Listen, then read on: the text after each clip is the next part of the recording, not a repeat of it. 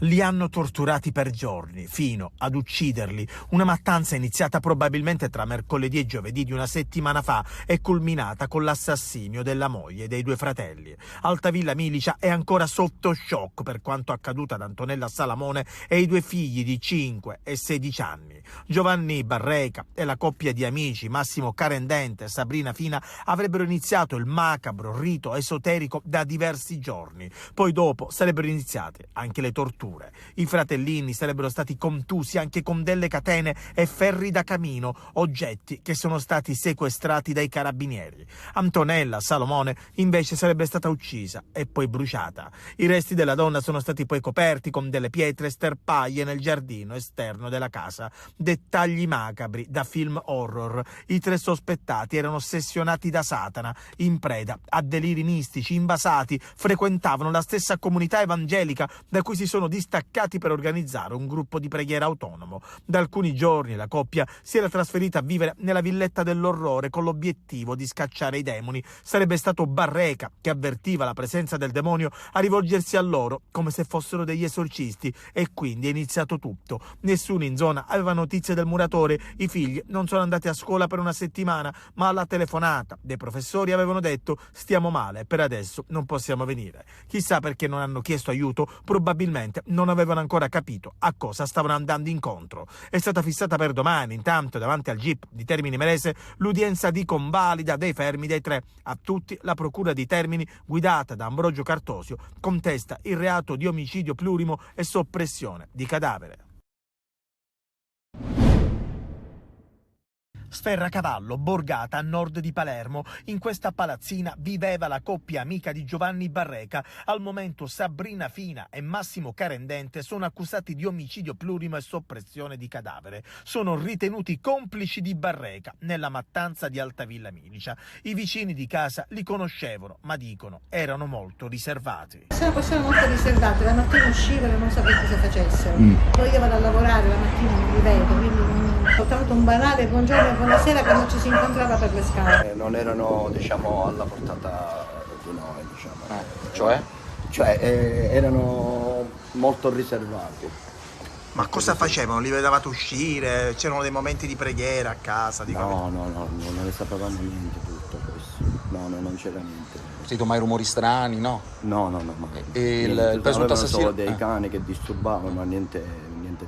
Quando ho letto sui giornali ho detto ma la cosa è molto molto strana, perché ancora non ci credo veramente.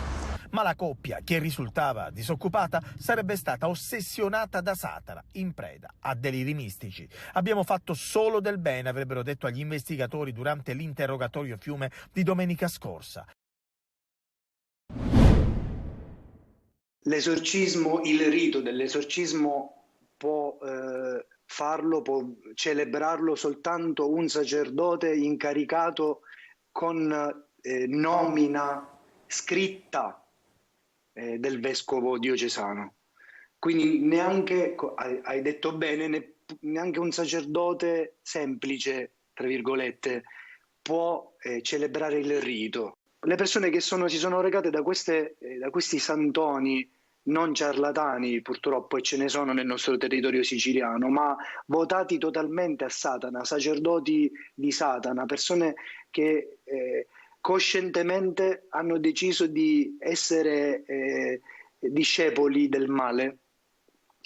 Queste persone compiono dei riti per i quali intaccano gradualmente e profondamente la profondità della coscienza della persona, fino a aprire dei canali, delle porte spirituali. Ancora un pomeriggio di manifestazione per gli agricoltori siciliani, il penultimo nell'isola prima del grande incontro di Roma. I trattori oggi hanno marciato su Poggioreale per tornare a portare la protesta lì da dove tutto è iniziato, nella Valle del Belice. Ieri era toccato a Bolognetta e la marcia era arrivata fino al mercato ortofrutticolo di Villa Abate alle porte di Palermo. Ma il clou è atteso per giovedì a Roma, dove sarà nutrita la delegazione siciliana. Gli agricoltori, che qui non si sono spaccati in più tronconi come è successo in altre parti del paese, prevedono di inviare nella capitale una delegazione dell'opposizione sostegno delle richieste che loro portano. Con loro anche gli uomini di Sud Chiama Nord di Cateno De Luca. Domani invece toccherà alla Regione. Gli agricoltori, sempre con De Luca, arriveranno a Piazza Indipendenza, saranno presenti 20 pullman, così come concordato con questura e prefettura per questioni di ordine pubblico, provenienti da varie province, insieme a 5 trattori autorizzati dalla prefettura. L'appuntamento è alle 12 per quella che è già stata chiamata la manifestazione di San Valentino. Poi toccherà, come detto, la trasferta romana, che si preannuncia molto partecipata da parte dei siciliani. Due le richieste portanti: la dichiarazione dello stato di crisi nazionale per l'agricoltura e il blocco delle importazioni dei grani extracomunitari a partire da quello canadese.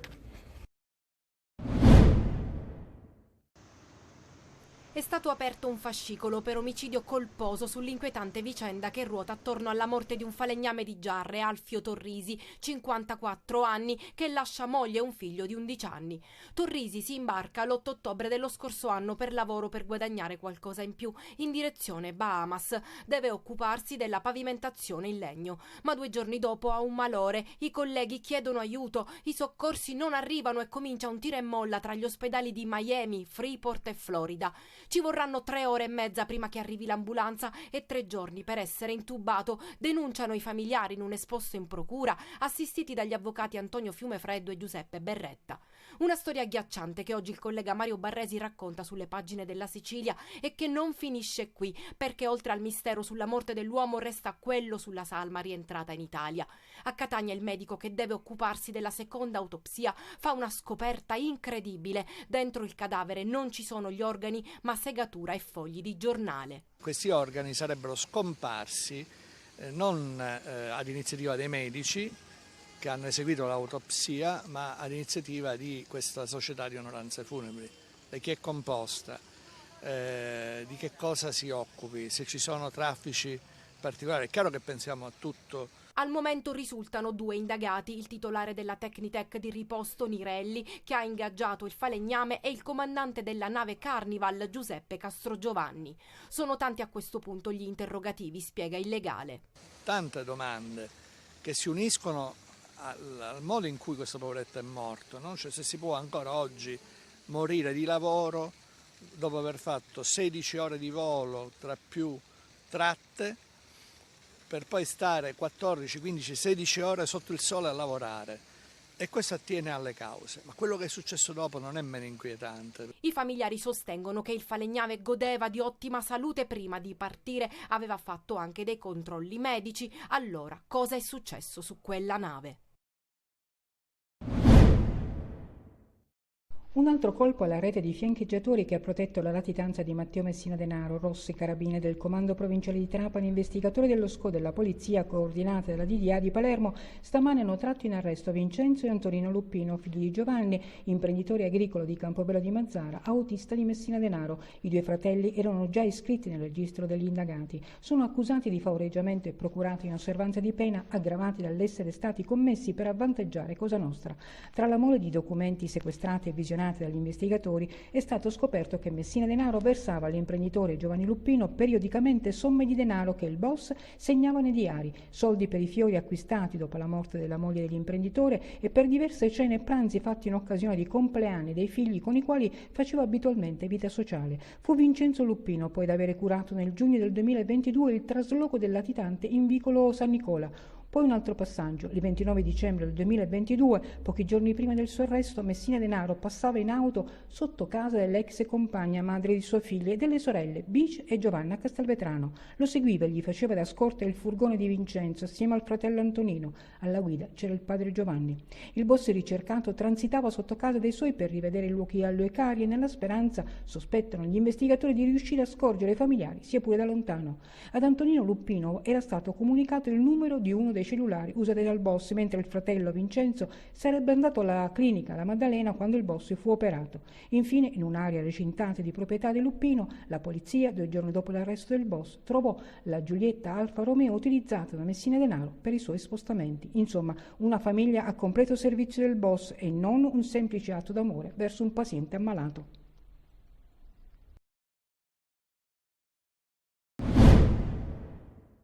Con la fine del mercato tutelato per luce e gas inizia una nuova stagione per i consumatori alle prese con tariffe variabili, tenuto conto che i termini di chiusura dei servizi di tutela sono stati fissati per il 31 dicembre 2023 per il gas e per il 30 giugno 2024 per la luce. Questo vuol dire che bisogna aver fatto una scelta al momento solo per il gas. Cosa fare allora? Nessuna novità e resta tutto invariato per gli over 75, per i disabili con la 104 e per i percettori di bonus energia. Per chi non ha ancora effettuato alcuna scelta, invece, si passerà al mercato a tutela graduale. Il gestore di gas applica il contratto Placet per un anno con le tariffe approvate dall'Autorità di Regolazione per Energia, Reti e Ambiente. Se si decide di scegliere un nuovo gestore di energia, si valutano sul mercato libero le tariffe variabili delle compagnie. Anche in questo caso verrà applicato il contratto Placet, con la possibilità in ogni momento di scegliere una diversa offerta nel mercato libero. E per tutelare i più fragili, la CGIL e Federconsumatori hanno lanciato la campagna Fermati, non prendere la scossa. Primo obiettivo: contrastare gli aumenti stimati del 7% sulle bollette. Ci sono 600 aziende in tutta Italia, ognuno ovviamente propone, diciamo, il suo prodotto, ma non sempre quel prodotto è un prodotto che fa risparmiare. Tante le insidie per i consumatori. Nel momento in cui viene sottoscritto il contratto, massima attenzione a dove si firma e a cosa si firma. Latina, crocevia del Catania, per capire che vuole fare da grande. La partita contro la Casertana ha lasciato qualche dubbio su quale sia la reale consistenza, non il valore, sia chiaro, su quello non si discute, del gruppo etneo. Adesso chiamata ad una prova di carattere in casa di una delle squadre che viaggia da un po', con una certa regolarità a metà classifica, ma sempre insidiosa. Lucarelli deve sempre fare i conti con le assenze, non solo quella di Sturaro fermato 2 turni dal giudice sportivo. Ci sono gli infortunati a preoccupare il tecnico, a parte gli ormai acclarati Zammarini, Rizzo, Silvestri, Marsura, Mazzotta, Beters e anche Sturaro. Restano da verificare le condizioni di alcuni giocatori. Uno di questi è Peralta, che domenica non ha giocato perché colpito dalla febbre. Celli ha accusato qualche fastidio durante il riscaldamento. Chiarella ha riportato una contrattura al flessore.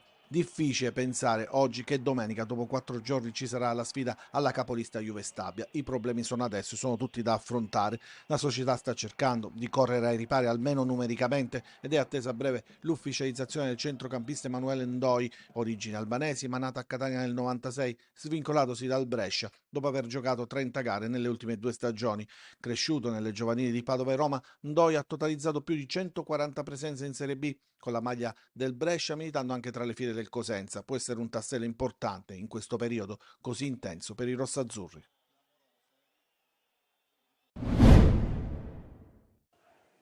Il Messina è pronto a regalarsi una serata ad altri tempi. Domani, con inizio alle 18:30, ospita al Francoscoglio il Sorrento e guarda ad uno dei primi 10 posti della classifica, pur mantenendo alta l'attenzione sul traguardo della salvezza diretta, impensabile fino a 2 mesi fa. Un appuntamento insieme a quello di domenica prossima in trasferta con il Giuliano, che può certificare nuovi obiettivi, e la crescita dei giallorossi, che nelle ultime 5 giornate hanno raccolto 13 punti. Contro il Sorrento è prevista una buona cornice di pubblico, testimoniata dalla prevendita, dalle iniziative del club peloritano, ma soprattutto dai risultati maturati sul campo. Modica sembra intenzionato a non affidarsi al turnover, già costretto a fare i conti con infortuni e squalifiche. Assente Salvo, che sconta la seconda delle 3 giornate, mentre Pacciardi e Polito hanno ripreso soltanto ieri a lavorare in gruppo. Il Sorrento, superato dalla vicecapolista Picerno, è in piena zona play-off, con un +4 sul Messina, sconfitto all'andata dalla matricola campana con un rigore di De Francesco.